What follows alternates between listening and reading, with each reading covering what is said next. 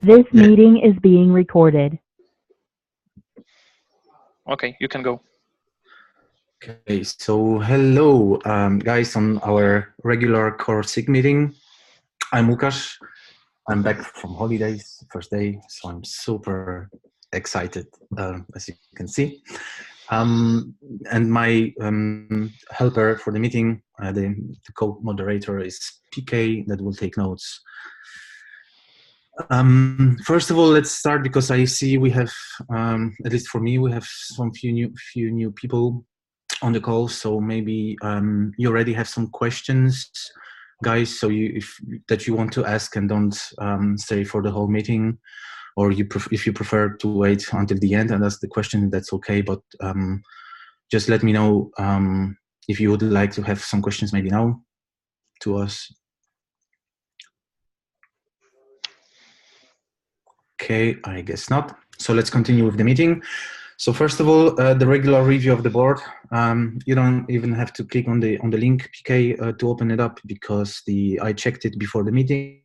So on ZenHub we have only one topic, which anyway is going to be explained by Adam later on during the call.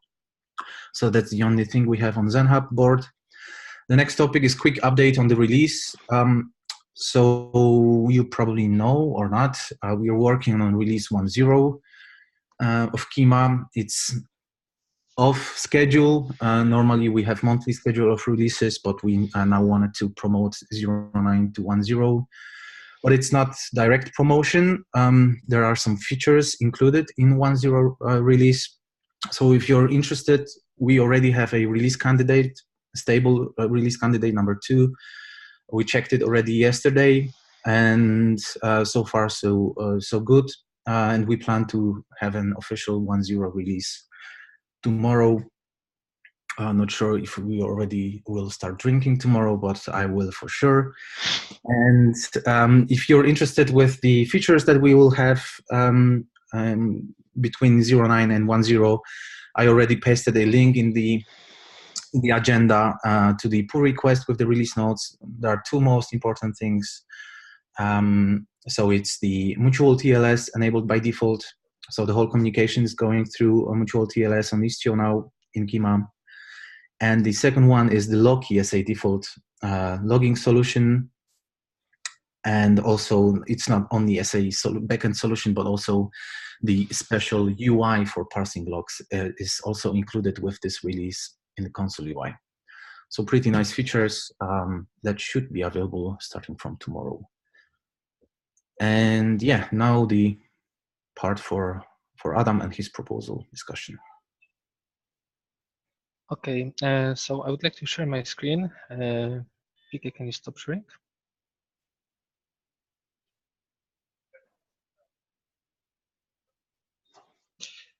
Let me know if you can see my Chrome. Yes, we see.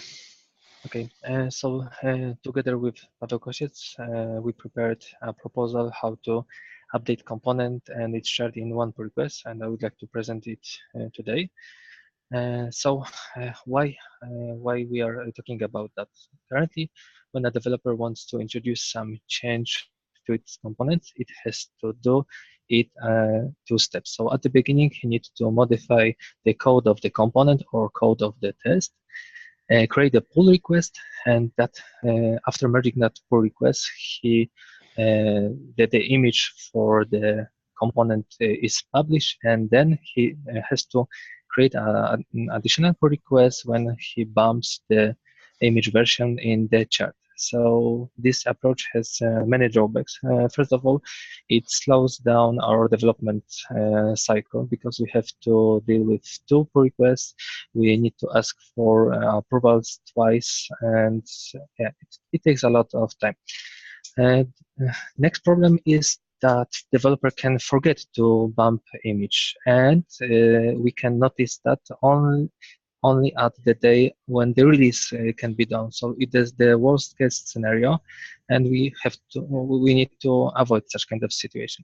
Also, the history in the repository is quite ugly because I think that 20 or 30% of our commits are only bumping of images. So our goal is to somehow improve the current situation, and we want to do that by allowing using images built on pull request on master branch. So you need to be aware that when you create your pull request, that your component is built and it is pushed to the repository in the PR directory, and the tag of your image is the pull request number. So here you have an example that acceptance tests were modified in the pull request 3832. So we want to use that image which was created on the pull request in the values YAM, and such values YAM will be matched to the master branch. Currently, uh, there is no difference between build for the master or for pull request, so it should not be a problem. But with this approach, we have some problem, because when we modify component and also chart, two kinds of jobs will be executed. First of all jobs that build our components will be executed, but also all integration jobs that use that images will be triggered. And in PRAW, they are executed at the same time. So here we have a problem. And our solution for that problem is to implement some additional step at the beginning of all integration jobs, this guard. So let's discuss a little bit about the details of that step. So as you know, we need to postpone the execution of integration job. And we can do that on the basis of the status which are sent by PRAW to the GitHub. So on the pull request view, you can see checks which are sent by PRAW or by other systems. And our idea is to read that statuses which are publicly available, and postpone execution of the job until all required components are built. So here you have the description how this guard should work. So at the beginning, we fetch all statuses sent by PRAW for given pull request that represent components built. In PRAW, we have an approach that the name of the job are consistent. For example, every job that build component starts with the prefix pre-master Kyma components. So we can use that name for the checking which jobs are required. In the second step, if we notice that any of that check is failed, we just fail fast integration job. In such case, it does not make sense to run integration jobs, because even the component was not properly built, there is some problems with that. But if this is not the case, we go to the point 3. If all statuses are successful, we just continue integration job execution. So we just, for example, continue and start provisioning cluster with Kyma, and then execute the integration test. In the next step, if there is no case that all statuses are successful, we need to check if we reach some timeout, for example, 10 minutes. If so, we fail the whole integration job. And in the it is also not the case. We just have a situation that some jobs are in the pending state, so we should sleep for example, 15 seconds, and once again request checks from the GitHub. And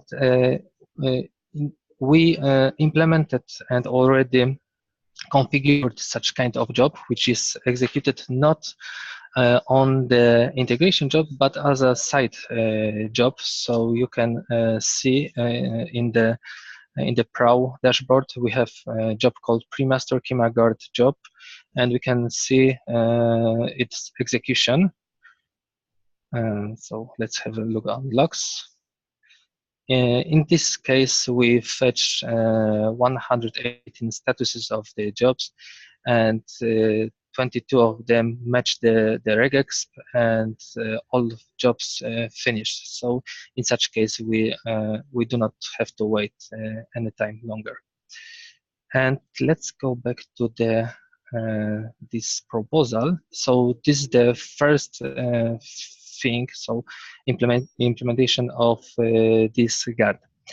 And we want to propose this approach as an option at the beginning, at least. So developer can decide if he updates code and the chart in the same pull request or not. But later, if we notice that everything is fine, this mechanism is working correctly, we can force developers to introduce that changes in the same pull request. So here you have a description how we can implement additional Prow job that check if you change your component or test, if you also update chart. So the idea here is also quite simple. We need to know which components were modified, and we need to check if the proper charts were modified.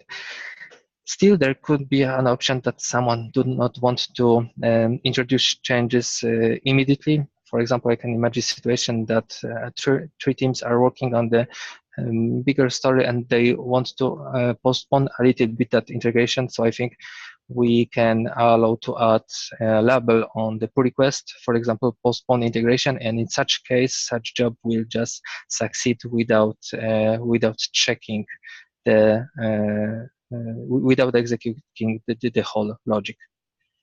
Yeah, that's all. Do you have any questions to that? I have maybe not the question, but the comment about that section you shown us at the bottom with that job enforcing. We already have such a job which is comparing, right? Version Yes. of the components and the versions used in charts. I guess it could be reused here. Of course, we need to polish that solution a bit, that all of the tests, tools, components, versions are added, because we still need to enforce the convention there for those names and so on. And then it could be used here as well, right? Yes. And another comment maybe, any questions? Because if not, I have another comment. Can we use some shorter names, these prefixes? Because I think with such long prefixes, we will not see a real thing. Just, yeah, small remark. You are talking about the name of the pre-master Kyma components and then the component. So you need to read a lot of sentences before you find the component. Okay. Just idea. Another thing I commented also in the pull request, I think this is not clear for us, maybe this is clear, but not for everyone, that the integration job is built only when you modify charts. Yes, so if you modify component, integration job is not started at all. I think it should be mentioned here. Yes. The additional comment is also about calling the GitHub APIs. Somehow it's enforced through the security, how the Pro cluster looks like. That to be honest, we have two clusters with workload and management. Because if it will be one cluster, then we could even realize that without calling GitHub APIs, right, Adam? Yes, we can use the custom resource definitions which are created by Prow, but because it is executed in a different cluster, we cannot do that. So in the first implementation, we have done that, but we saw that it can be a problem in the real scenario when we have two kind of clusters. Yeah, and that was also the reason that we separated the Pro to two clusters, right, from the security reasons. Then, yeah, some argumentation why to use GitHub APIs for that. But of course, it's just a one call, right, Adam, to get all of the statuses and analyze them? To be honest, so we have 3 calls because there is a pagination and the max number of in one page is 100. And as you can see, we have 271 checks currently, so we have to execute 3 calls to the GitHub. Yeah, but I think we will not reach any kind of limits provided by GitHub, because I think we should use complete separate token for the GitHub only for that purpose. So I think it allows us to execute 5,000 requests per hour. So it should be enough, I think. If no, we can introduce GitHub cache proxy the same as Paravis is using, if it will be a case. Okay, that's great. Okay, then the implementation is in progress, right? About that guard, some polishing, and sooner or later we can enable that, and that's nice that we are not forcing everyone from day 0 to use it, but we can just use this release to play around with that feature and maybe make it as mandatory next release, right? Yeah. Now we want to check if this guard is working correctly. So because of that, I configured this additional job. Does it somehow influence the release process or improves it? Currently not, because it is executed only for the pull request for the master branch. Okay. But for sure, probably will make it easier, right, to release something if you will just use one PR and we'll have up-to-date versions in the charts. Yes, for sure. And we can also think about some follow-up task to implement the same approach for the release jobs. Okay, great. Thanks. Okay, so if you do not have more questions, thank you. And I will stop sharing. Yeah. Just one question from me, just to understand, because I got a bit rusty after holidays. So do I get it right that it's at the end going to be always optional for me as a developer to bump or not to bump? So I think we need to make such a decision. Here we have a proposition that at the beginning is as an option. So developer can decide if he wants to use it or not. But later, if we see that it works correctly, there is no problem with that, we can force developers to use that, I think. Okay. So it's possible to make it mandatory. Okay. Yes, yes. So, thank you. And I stop sharing.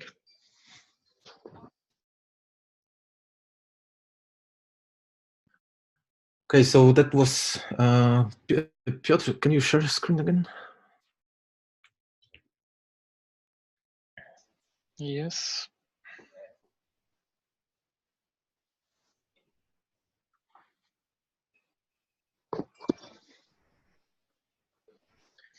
Okay, so that's the last item from the agenda. But as I mentioned, I noticed we have 2 people on the call. It's Anish and Konstantino. I hope I pronounced it properly. Do you have any questions, guys? Do you need some help, or you're just here to listen? Or just too shy to ask questions? Or your mics don't work. Hi, can you hear me now? Yes. Yeah. Yes. Yeah, hi. No, I'm just attending it for to just get started. So currently I don't have any questions. Thanks for asking.